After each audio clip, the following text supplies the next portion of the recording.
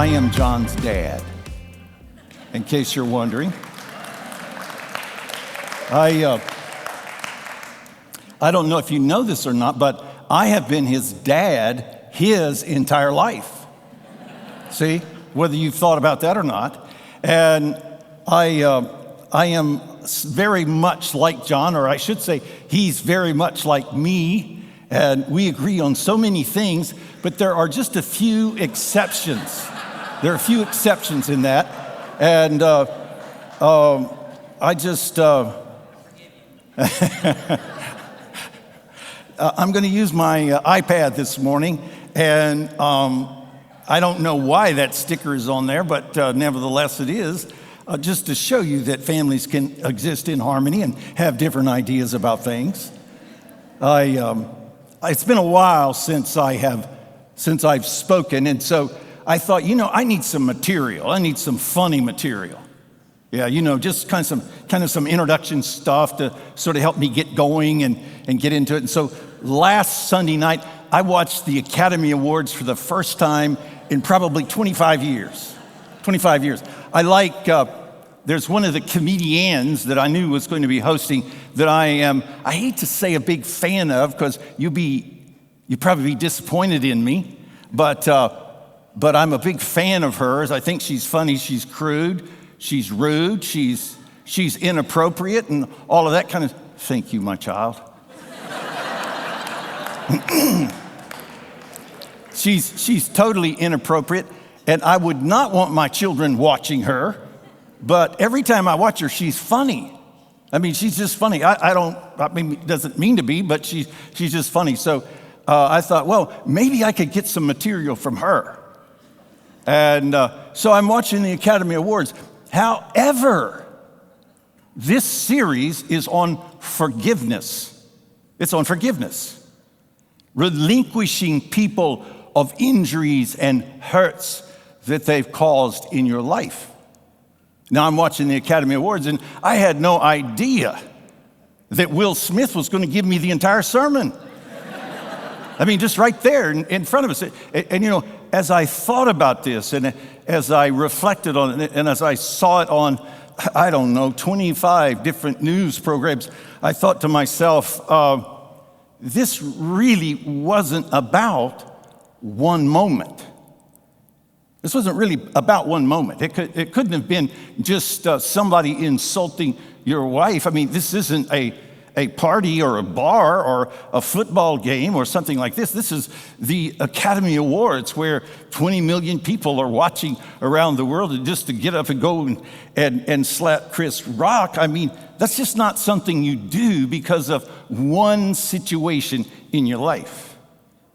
And the truth is, there was probably an entire history there of injury, of hurt, you see, that spread out over a period of time, and then on this occasion, it just exploded in the most inappropriate way. It just exploded in the most inappropriate way, and the chances are that as a result of this inappropriate way, I know that Will Smith has already resigned from the Academy, and I don't know if that's code that he can't make any more movies or what, but I know it's going to be difficult for him to move forward from this point on. All because there was this inside of him that had literally never been dealt with, and then there was this occasion when it just erupted. It just erupted in the most inappropriate way. Now, this morning and next Sunday morning, we're going to talk about forgiveness. Now, this is something that we teach about, that we talk about, that we're always aware of. Excuse me, just a minute. That we're aware of as believers. And listen to this.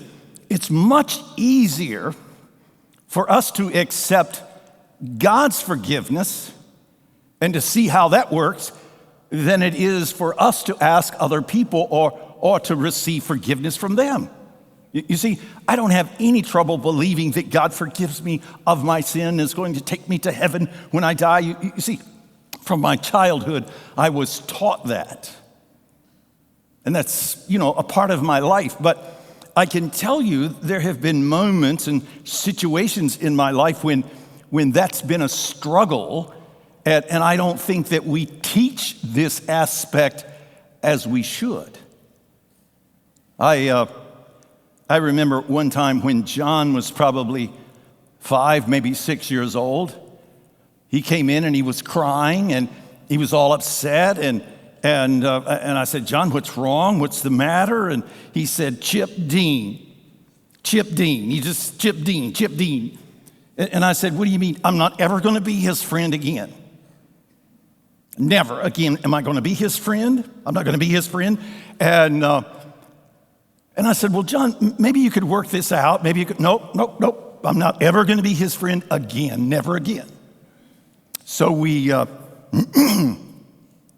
went about the day, and about 2:00 in the afternoon, I saw him running out the door, and I said, "John, where are you going?" He said, "Oh, me and Chip's got to finish our fort." And I said, "I thought it was over for life, never would be again."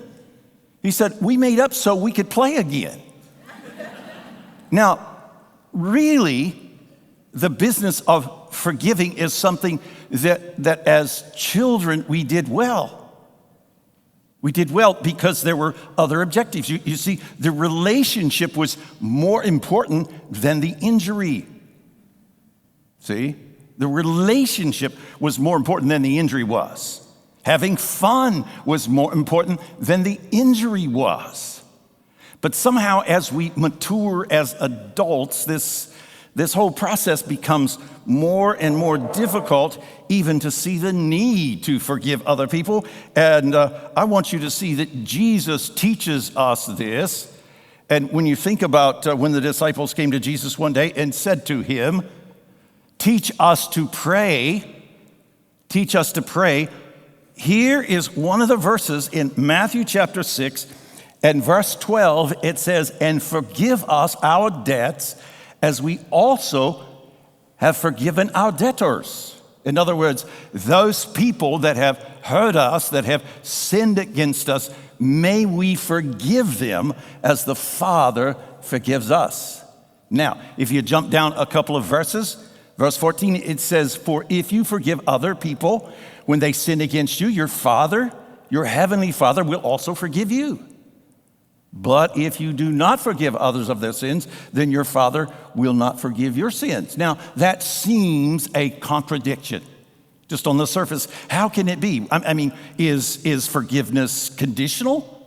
I mean, does he really forgive you?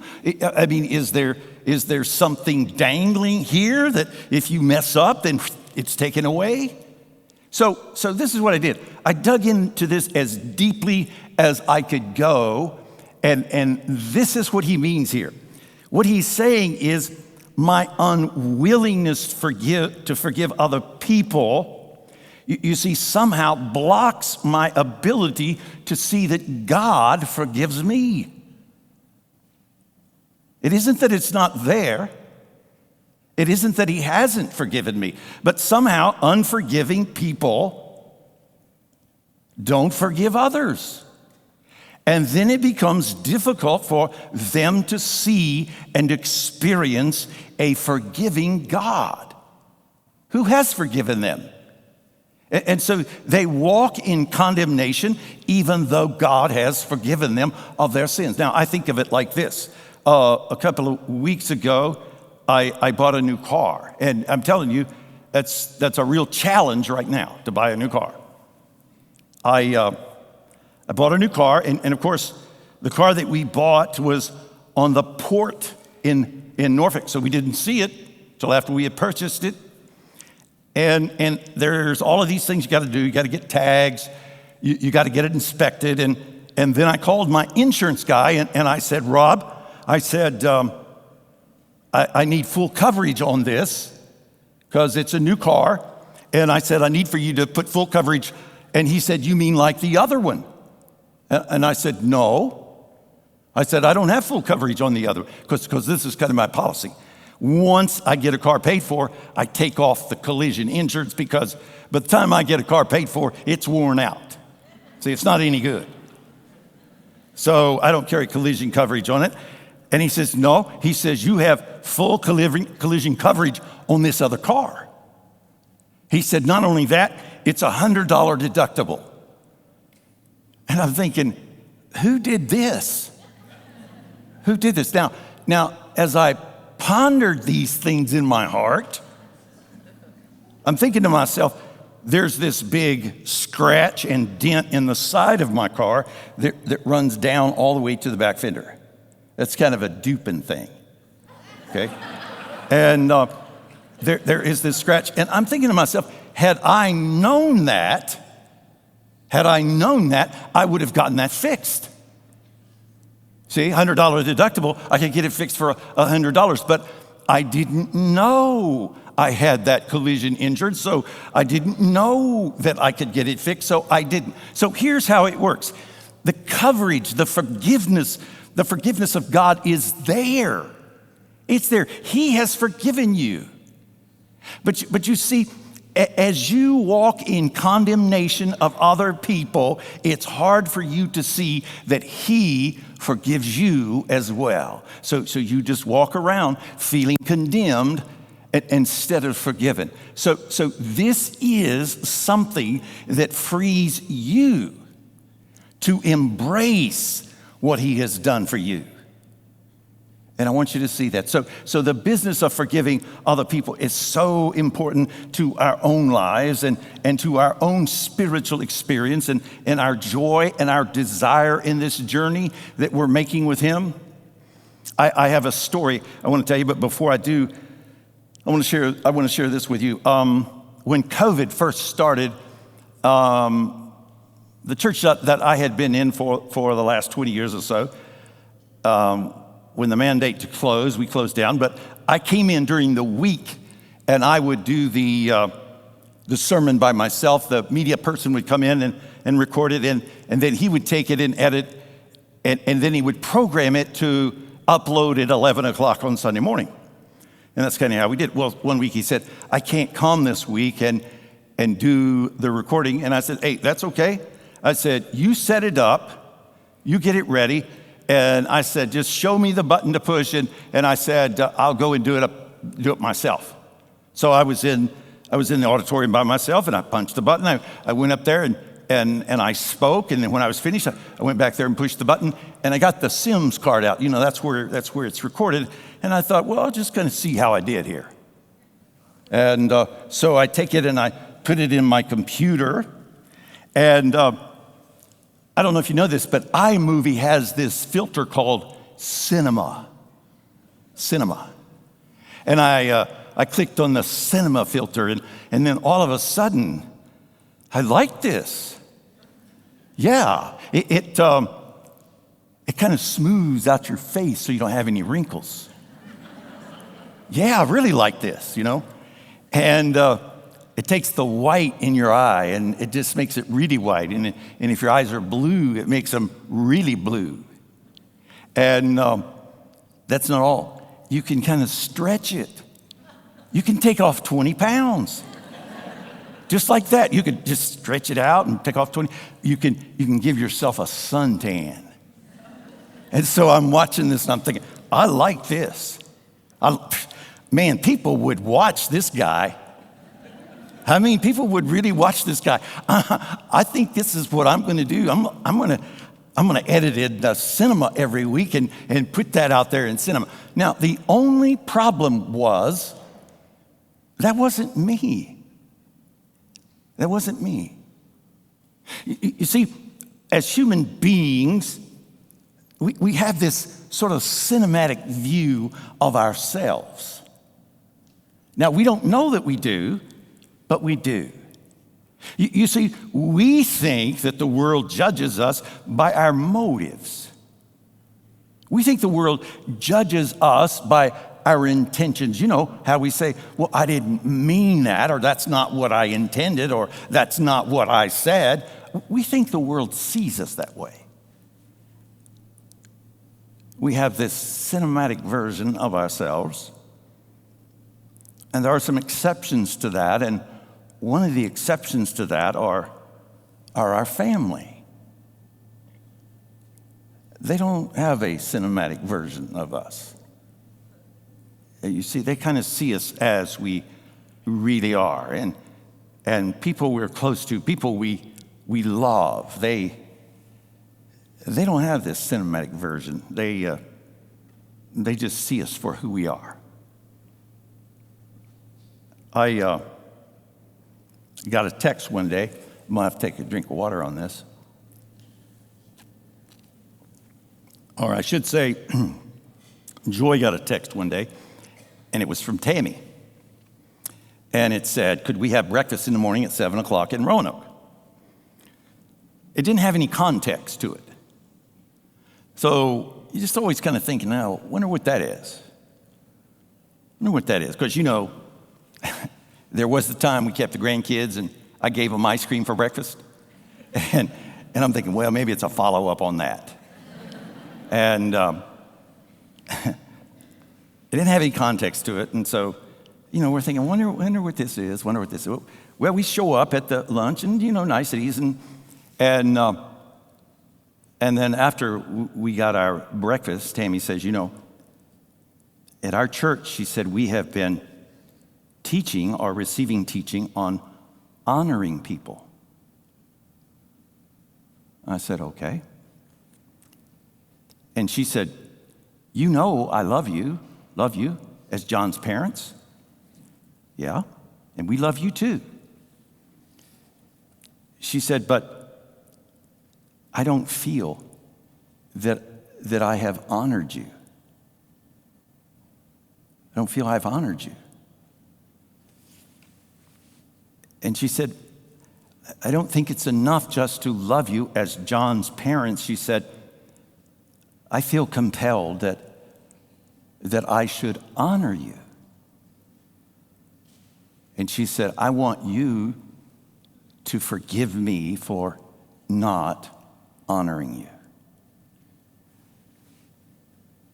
And of course, we love that. I mean, and we said, sure, we forgive you. We forgive you. And she said, I want to make that a part of my life. Well, a year ago tomorrow, my wife had a ruptured brain aneurysm. And that's about as serious as you can get and still be breathing. And she was in the hospital and in intensive care for 2 weeks or all this time. And I'm telling you, it was rough. It was really, really rough. Sometimes I really feel it's more difficult to watch people suffer than it is to suffer. But I remember that time all during there, I watched her suffer, and it was awful. It was just awful. And then they finally move you to a step-down unit. And in the step-down unit, the social worker comes and says, what facility would you like for us to send your wife to? And that's code for what nursing home? Well, I had already made Joy a promise that I would take her home with me. And so I said to the lady, I said to the social worker, I said, I'm going to take her home with me. She said, well, do you have staff that's going to help you? And I said, well, I'd never been asked that, so, I never thought about that. I said, I've got great kids. And she said, I know, but do you have staff coming in to help you? Oh, I've got great kids.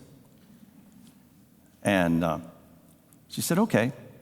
Well, they keep coming back, and each new social worker says, what facility? And I say, I'm taking her home with me. And so I did. I took her home.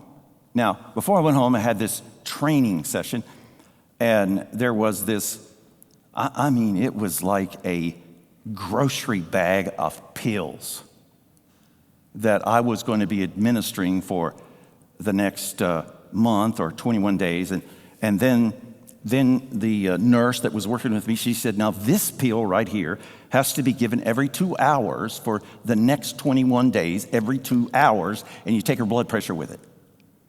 Now, I don't know if you've ever thought about every 2 hours.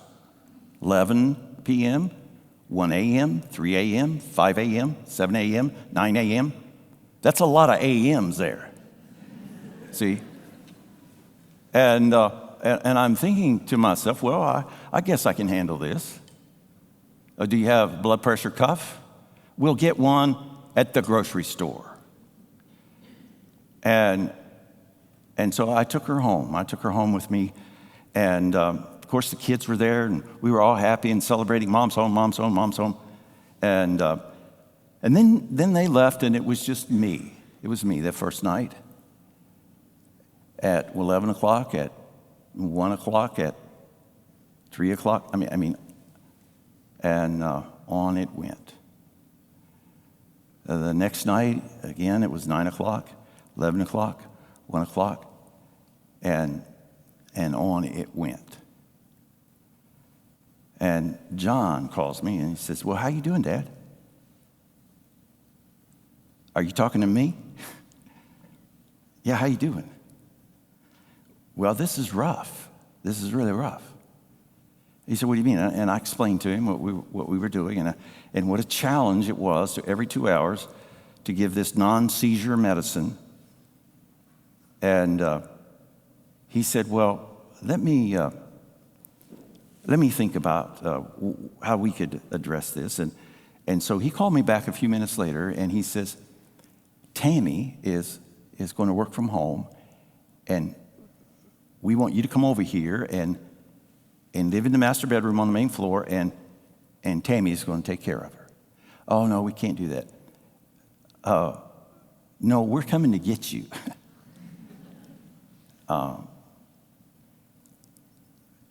And they did. And for really the next 2 weeks, at all of those intervals, Tammy took her forgiveness and honored her mother-in-law. See? In other words, in the act of seeking forgiveness, there was an outcome that changed her behavior. I don't think I will ever forget that. In fact, I don't guess we've ever gone home. We're still there. Forgiveness is one of the deepest human needs, but we rarely teach it, exercise it holistically in our lives. I want to tell you a story about a man by the name of Joseph in the Old Testament. And we know the story of Joseph. And you may not know that Joseph was extremely gifted. Extremely gifted. And when I say extremely gifted, I mean that he had so many innate abilities, it's just unfair that any one person would have. He not only could see things in advance prophetically, he could see a path to solutions when he saw those things, and then he could administrate the solutions in the process. That is a gifted person. Now, if that's not enough, the scripture says that Potiphar's wife found him fair to look upon. He was buffed, okay? He was good looking. And someday we'll talk about that, but not right now. But he was this gifted person in all of these ways, and people liked Joseph and used Joseph, but you never see a situation in Scripture where Joseph talks about a relationship. Everybody that's in Joseph's life likes Joseph for how effective he is in helping them. How effective he is in helping them. And Joseph rises through the ranks all the way to the Secretary of Agriculture. And at that time, that was about as important as you could be. There was the Pharaoh, and then there was the Secretary of Agriculture who was in charge of food. Now, in the desert, at the time of Joseph, that was a big deal because there had been a famine for many years, and most food was gone except there in Egypt, and that was because Joseph saw a path to how to deal with it, and then administered that process. And so Egypt had plenty of food, all because of Joseph. And one day, Joseph is in the Department of Agriculture, and he looks out in the parking lot, and he sees this group of men, and he recognizes them as his brothers. And I can just kind of see Joseph as at the counter, like the DMV counter, and he just says to everybody, "Hey, let me handle this customer. Let me just handle this customer." So his brothers come in, and they say, "We're from this land, and we have famine, and we don't have any food, and we have money, and so we have come to purchase food." Now, Joseph recognizes them, but they do not recognize Joseph. But there is something else that starts taking place. All of a sudden, all of these childhood, lifelong injuries began to overwhelm Joseph. And they say to Joseph, "We've come here to buy food." And Joseph says, "I don't believe you. I think you're lying to me. We wouldn't lie to you. We need food." And the conversation goes on. He says, "Well, just to make sure," he says, "I'm going to take one of you hostage, and then when you come back, I'll release him." And they said, "No, we can't do that. We can't do that." And he says, "You're spies. You're just spies then." "No, we're not spies." He said, "Well, how about if I keep one of you, and are there other kids at home?" He said, "Well, there's our brother Benjamin." Now, Benjamin is Joseph's brother by the same mother, and the other guys are half-brothers. He said, "Well, I want you to bring Benjamin." "We cannot bring Benjamin back. That will kill our father. You're spies." So what we see is this back and forth, this desire to love these people, yet this resentment inside of him, and back and forth. He wants to help them, and yet there is this inside of him. Listen, everybody sitting here has this injury somewhere in you that all of a sudden, for no reason at all, it just puts itself in your face.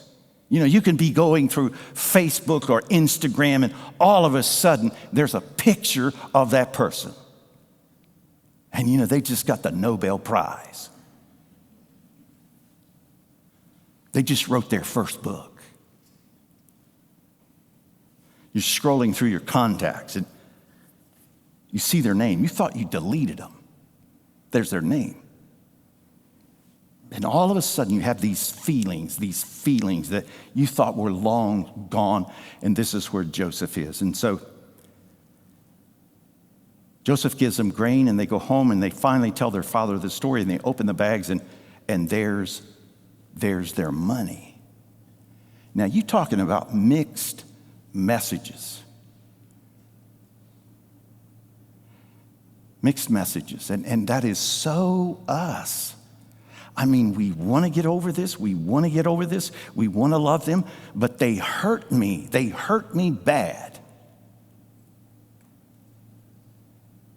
And we go back to where Jesus says, "If I will forgive my brothers and sisters, then Jesus will forgive me." He will forgive me. And you see, in this forgiveness, it's where the joy of my life lives. It's where joy lives. It's where the freedom to enjoy relationships live. You see, Joseph, we don't really see any relationships other than professional relationships in Joseph's life. He has always sort of sequestered himself into whatever his assignment was. And you know, it's easy for us to get into this defensive posture because we have been injured.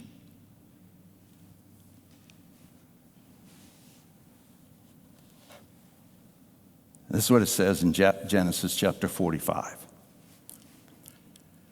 Then Joseph could take it no longer, couldn't control himself. And it says that he ran all of the attendants out of the Department of Agriculture. And he called his brothers close to him. And he cries. And the scripture says that he cried so intensely, so loudly, so profusely that the entire palace heard, or they heard about it. Now, you're talking about a deep injury. This is in Joseph. This is in him. And out of nowhere, it surfaces. It just rears its head. He wants to love him. He wants to forgive him. He wants a family. And yet, here it is. But I want you to see this. This is the moment that Joseph starts the journey or the process of forgiveness. Bitterness hides in our soul and subsequently can hold back our assignment indefinitely. Now, this is what you don't think about. This bitterness that Joseph has kept him from becoming everything else that God intends for him to be. You see, they are to be a nation of people. They're to be a nation of people. And here Joseph is, he's in this quandary, these mixed feelings and all of these different kinds of things. And he finally calls his brothers to him. And he says, I am your brothers. And he cries and he weeps. And he starts the process of getting better, forgiveness. He starts that process, and it is a process. It's not a moment. Now, it may have a moment of beginning, but it's a process. And I love what Joseph says here to his brothers. He says, men meant this for evil, but God meant this for good. Men meant this for evil.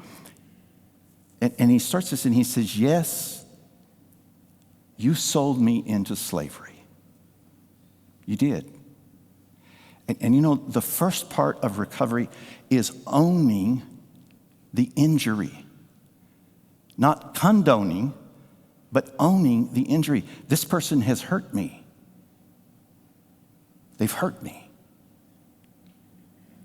And then to understand that total and complete recovery is a process that you're going to need the help of God and the help of the Holy Spirit in order for you to complete this process. And it's one you've got to stay in and trust until you're through it. And it's one that you need to learn so that you can use it again and again and again in your life. This is where Joseph starts this process. You hurt me. You hurt me. But listen, had you not done this, then we could not have become, or he says, I could not have saved all of these lives. He said, I couldn't have saved all these lives. If you hadn't hurt me and sold me into slavery, I could not have sold all these lives. So don't just see your hurt as an injury. And yes, you've been hurt.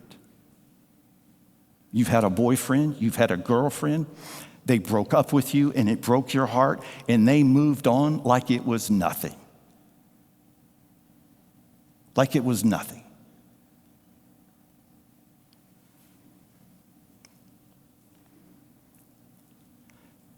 Man meant it for evil. God meant it for good. Listen to this. The ability to forgive is the beginning of joy.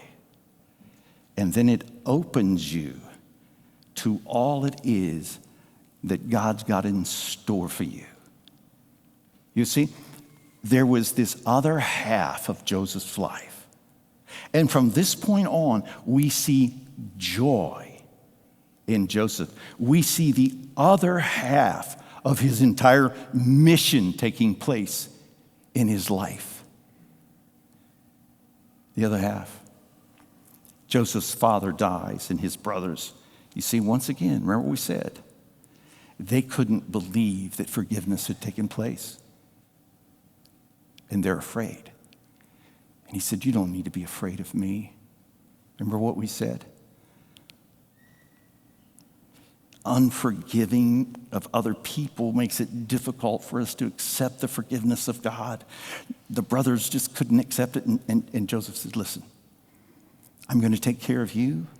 I'm going to take care of your families. And you don't need to worry about this anymore. In the church that I came to 22 years ago, there was one family of about, 75 people. It was a big family. And I guess in a way, they were the founding family. And when I say a family of 75, there was kids and grandkids and uncles and aunts and all of these different people. And then there was a patriarch. And somehow, after 2 years, this patriarch and I got crossed up. We got crossed up. And we got crossed up over a building program. Can you imagine? A building program. And I don't mean we just got crossed up, but we had a misunderstanding and then a running misunderstanding on top of running misunderstanding. You know how that works. And then another misunderstanding, and then where you just don't give each other any grace whatsoever. And eventually, most of his family left, and of that group, there was this one little boy who said to me, you know, my dad hates you. Well, I'd never had anybody say that to me in my life. And honestly, I don't know that I ever really thought about how much he didn't like me. I knew I had disagreements with people, but we had always worked through them. But we didn't work through this. We didn't come close. About 5 years ago. Now, this is after 15 years. He has a heart attack. He's very sick. And, his family blamed me for him having a heart attack. But I go to see him, and it's uncomfortable. His family is just beady-eyed at me, looking at me, and it's very uncomfortable. But I go to see him, and I continue to go see him, even go see him at his house. And he does get better. But this is the beginning of all the sicknesses and disease in his life, and he really goes downhill from there. But I continue to go see him. And yes, it's uncomfortable. It's never enjoyable. And it's like the longest 5 minutes, 6 minutes, 7.5 minutes of my life. Now, everybody sitting here's got one of these stories. Everybody.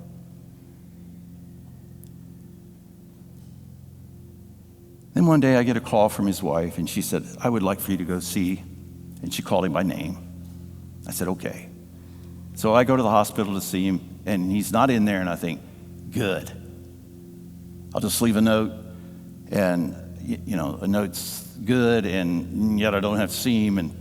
And as I was leaving, he was coming out of the bathroom. Then I got to talk to him. He sits on the edge of the bed, and he calls me by name.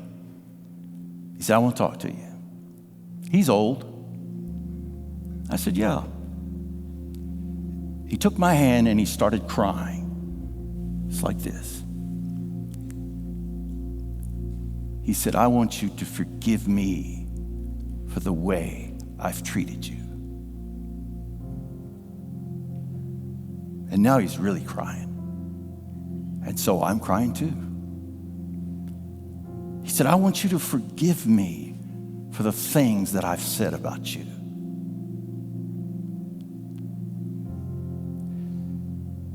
And he said, will you forgive me?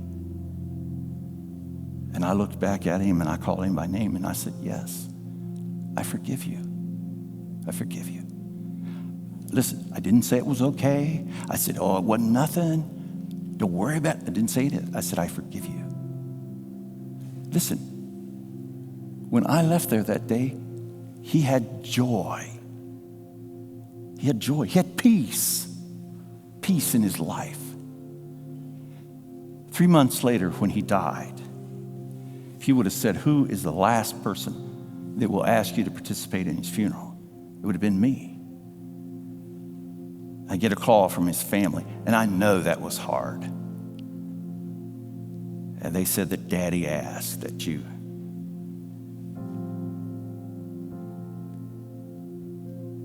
Until we relinquish it, we don't know the joy. And listen to this. We don't know the destiny, the opportunities, the places that he wants to send us. As long as we drag these things around.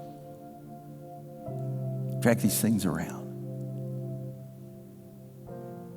He wants to free you. He wants to free you. For a moment, I want you to watch the screen, and I want you to ask yourself the question, do I see myself in any of these? Just while the band plays.